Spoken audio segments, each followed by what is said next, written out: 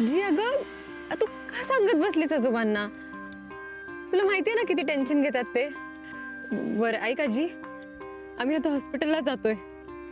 हो हो, मी पोचल्यावर फोन करेन तुला. हो हो, आणि तू प्लीज अजून काही सांगू नकोस आजोबांना. हो आजी, मी करते तुला फोन. आणि तूही काळजी करू नकोस. Okay okay, bye.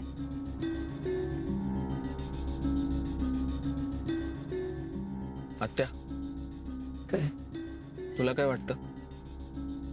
कशाबद्दल? काही सिरियस तर झालं नसेल ना मोनिकाला? आत्ताच कसं सांगणार? चेकअप केल्याशिवाय आपल्याला काही कळणार नाही. आताही खूप आनंदात होती, सगळं विसरून नाचली ती मनापासून. मी तिला सांगितलं होतं, तिची अवस्था नाजूक आहे. परत परत कशाला सांगायला हवं? तिला कळत नव्हतं का? बरोबर आहे आत्या, चुकलंच ताईचं. ती नेहमीच चुकते. सावरून कोण घेतं? आपण. त्या हो माहिती आहे मला, किती वेळ नाहीये असंच म्हणायचंय ना तुला. आज वेळेने मलाही चकवलं, पण मी सोडणार नाही. बरी होऊ दे. माझ्यातला डॉक्टर नेहमी जागा असतो. ती बरी झाल्यानंतर योग्य ती वेळ मलाही सापडेल.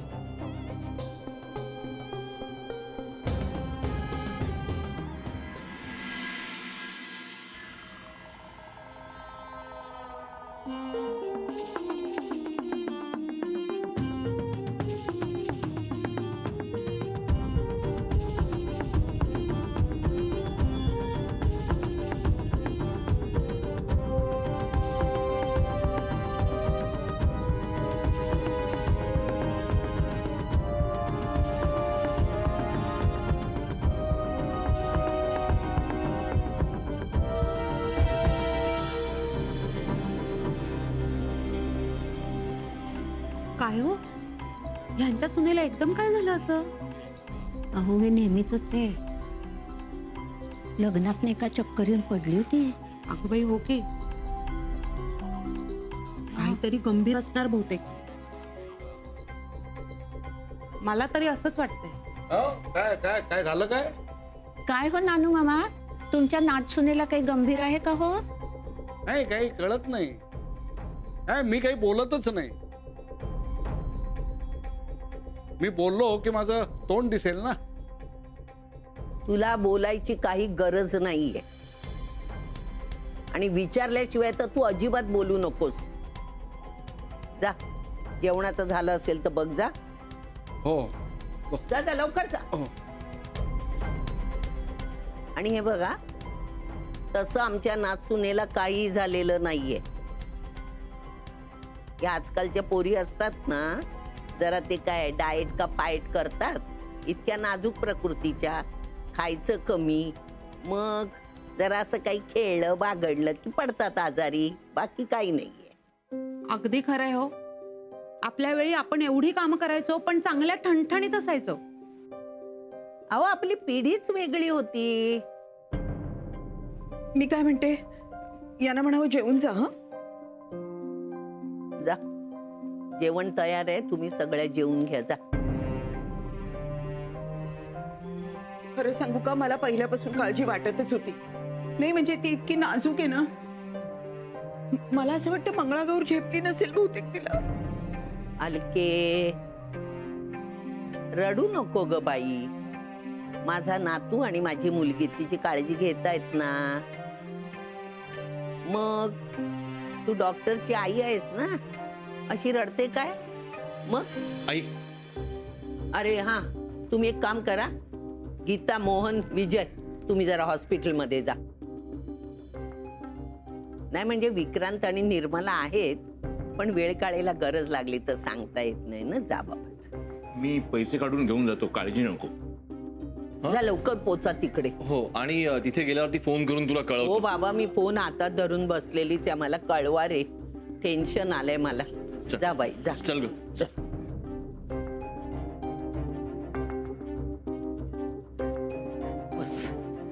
ये बाय. येस, घाबरू नकोस.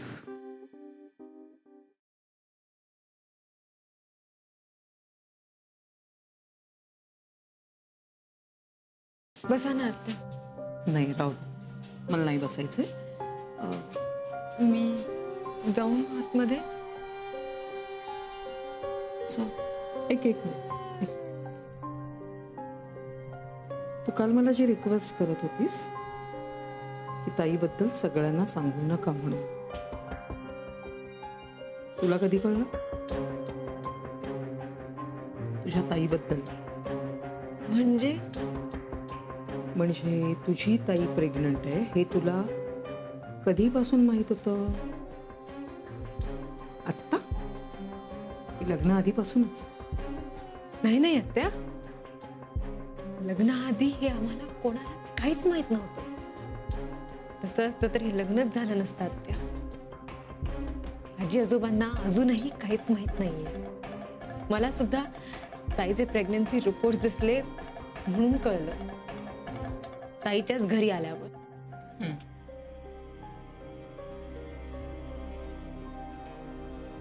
कशी आहे ती? टेन्शन घेण्यासारखं काही नाही ना.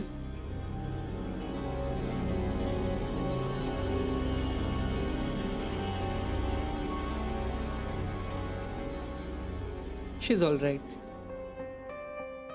काही प्रॉब्लेम नाहीये.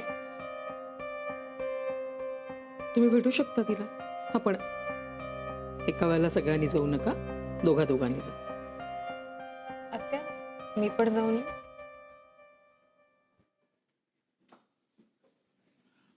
मी पैसे आणलेत. अलका मला सांग आणखीन किती लागतील?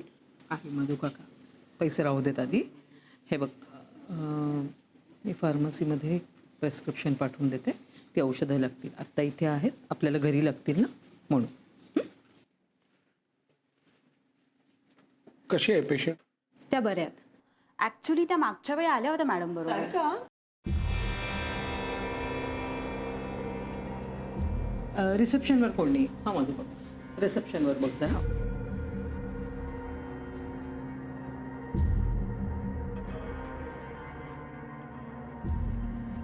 ठीक आहे, तुला जायचंय का? नाही, मी इथेच थांब.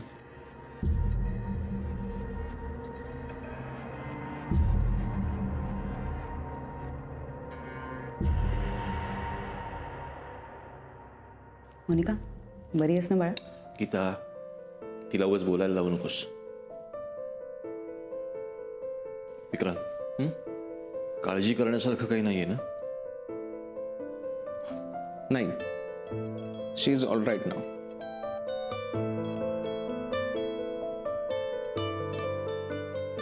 बाबा कुठे आहेत? हाय, बाहेर आहे. अरे आधीच हॉस्पिटल म्हटलं की तसं काय होतं तुला माहिती आहे. मधू काका पण आलाय.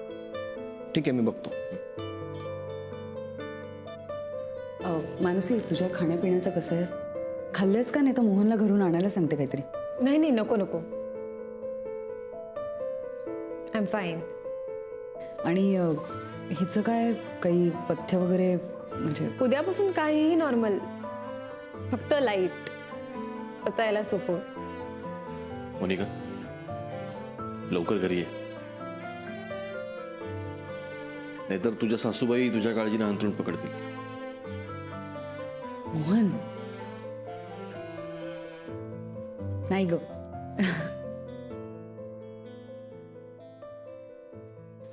बाबा, खरं तर तुम्ही आईबरोबर थांबायला हवं होतं. हो, पण आता माझ्या आईने मला इथे थांबायला सांगितलं ना, त्यामुळे काही. फोन आलाय, घरचाच आहे. मी आलोय. हॅलो, हा विजय बोल रे. आत्या, माझी एक संधी या मोनिकाच्या चक्कर प्रकरणामुळे हुकली. मग आता? आता काय, पुन्हा संधी मिळाली की मी सांगणारच आहे. प्रश्नच येत नाहीये. आत्या, तू कोणालाही काहीही सांगणार नाहीयेस का? मी ठरवलंय, मी यावेळेस सांगणार आहेच. कळलं? मग मी तुला सांगतो की तू कोणालाही काहीही सांगू नकोस. आत्ताही मी तुला हेच विचारेन की आत्ता अशी काय वेगळी परिस्थिती आहे ज्यासाठी तू मला थांबायला सांगतोस? आत्या, मी एका डिसिजन पर्यंत येऊन पोचतोय. कसला डिसिजन? ते आधी मला माझ्या मनातून नक्की करू दे. मी सगळ्यात आधी तुलाच सांगणार आहे. पण पण तोपर्यंत तू तू प्लीज कोणाला काहीही सांगू नकोस. प्रॉमिस? प्रत्येक वेळेस तू असा करतोस आणि मला गप्प करतोस, शब्दा घालतोस. आता मी काही ऐकणार नाहीये. आत्या, यावेळीची गोष्ट जरा वेगळी आहे. मागच्या वेळेला मी तुला वेळ मागितला होता तो विचार करायला, त्या परिस्थितीचा, माझ्या तत्वांचा, माझ्या व्हॅल्यूजचा आणि माझ्या मनाचा. या सगळ्या गोष्टींची क्लॅरिटी हवी होती मला. आणि आता मला वेळ हवाय तो फक्त एक डिसिजन घेण्यापुरता, तेवढाच. आणि मला खात्री आहे तो वेळ तू मला नक्की देशील. आता तू आता घरी जायला हवंस. इतक्या सगळ्या लोकांसमोर हे घडलंय की उलटसुलट चर्चा सुरू झाल्याच असतील. आणि हे सगळं आजीला एकटीला सावरावं लागत असेल. मोनिकाच्या तब्येतीबद्दल आजीला तू नीट काय ते सांगायला हवंस. कारण तू आणि मी सोडून आजी इतर कुणावरही विश्वास ठेवणार नाही. विक्रांत, तू मला चला, भेटली मोनिका, बघून हसली. आता काळजीचं कारण नाही. हो, मी आत्याला तेच सांगत होतो. चला ना मग तुम्ही. तशी मानसी आहेच इथे मोनिका सोबत. चला बहिणाबाई, पुतणे सगळं मॅनेज करतोय ना? ऑफकोर्स काका. अरे हा दादा कुठे गेला? अरे हो हो हो नानू मामा, हो कळलं मला. नानू मामाच्या 17 चौकशा. बरं निघूया आता. हो चला चला. चल आलेच.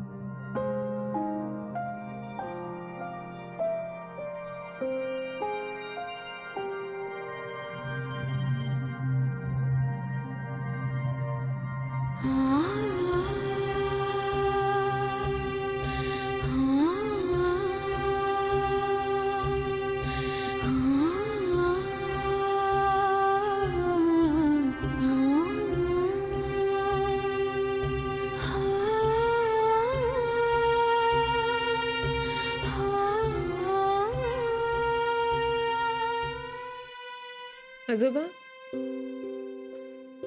मानसी बोलतीये.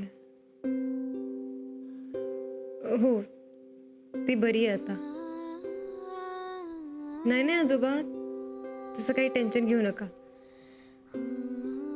एक्झर्शनमुळे झालं सगळं. हो हो, आजीलाही सांगा.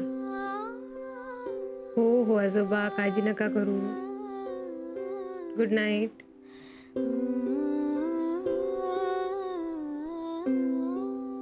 घरचा फोन?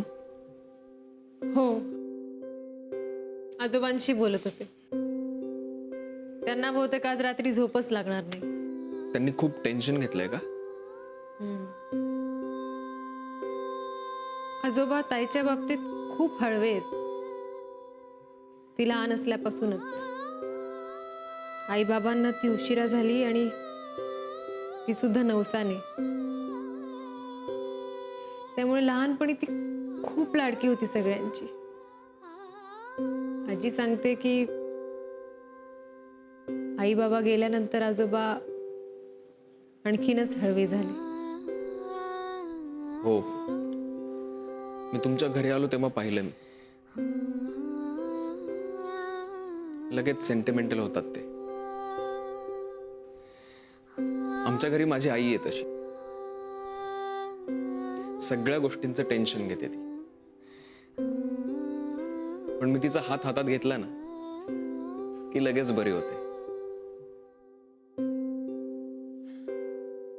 कॉफी? चालेल. कॉफी. थँक्यू.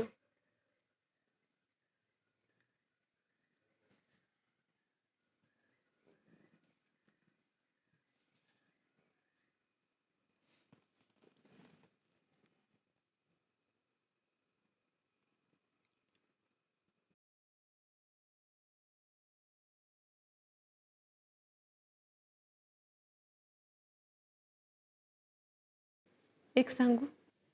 हं? आत्ता मनात एकदम आलं. घरचे सगळे ताईला भेटून गेले ना, तेव्हा काय? लहानपणापासूनच आई बाबांच्या वयाचं आमच्या घरात कोणीच नव्हतं. आजी आजोबा आहेत, त्यांनी खूप प्रेमाने केलं आमचं सगळं. पण आई बाबा असतात म्हणजे काय वेगळं असतं हे मला आणि ताईला कधी कळलंच नाही.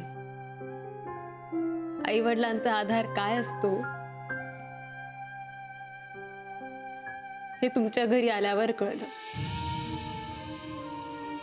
खूप फरक पडतो. घरात इतकी प्रेमाची माणसं सपोर्ट द्यायला असतील तर. तुम्ही खूप लकी आहात विक्रांत, आणि ताई सुद्धा. खरंय. म्हणून मला माझी फॅमिली सगळ्यात महत्वाची आहे. त्यांना मी दुखवू शकत नाही at any cost. I understand. मी मित्रांपेक्षा घरीच जास्त रमायचो, अजूनही रमतो. तसे मला फारसे मित्र नाही आहेत, पण जे आहेत ते अगदी घट्ट आहेत. रविवारी आम्ही घरचे सगळे मिळून पत्ते खेळायचो, भेंड्या खेळायचो. आजाराची तर कधीच भीती वाटली नाही. आजी, आई आणि नंतर गीता काकी सुद्धा. या तिघींनी माझं खूप केलंय, खूप. मेडिकलला जाण्याआधी मी या तिघींसोबत खूप वेळ घालवलाय. तेव्हा मोहन काका माझ्या बरोबर जागायचा, मला कंपनी म्हणून. आजी अचानक मध्यरात्री माझ्या रूम मध्ये येऊन डोकवायची. आई थर्मॉस मध्ये चहा भरून ठेवायची. म्हणून मला मेडिकलच्या कुठल्याच परीक्षेचं कधीच टेन्शन नाही आलं. तू म्हणालीस ते खरं आहे. घरच्यांचा असा सपोर्ट असणं ही वेगळीच फिलिंग आहे. पण आपल्या माणसांचा असा अनकंडिशनल सपोर्ट असणं काही वेळेला जास्तच एकटं वाटतं.